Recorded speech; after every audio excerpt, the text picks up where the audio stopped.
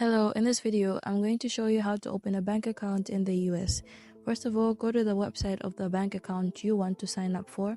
Once you get there, essentially all you have to do is put in your legal documents for you to sign up, for you to get a bank account at the desired banking website of your choice.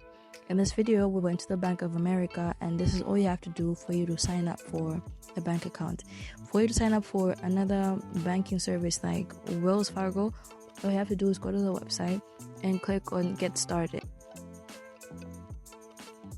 Once you do that, you can open an online bank account in minutes, as I've said. So all you have to do is click on the Open Online. From there, click on Let's Go.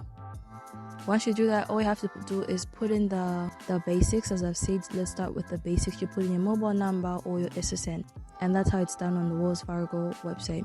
For you to open an account using the Chase account, all you have to do is click on Sign Up Now. From here, all you have to do is put in your social security number or your tax ID number, put in any account application number and access to your phone or email. And then after you put in all those details, all those personal details, you are now going to be able to get a bank account in the USA. All you have to do is follow the instructions as shown. If you found this video helpful, don't forget to like, comment and subscribe to the channel. Have a good day.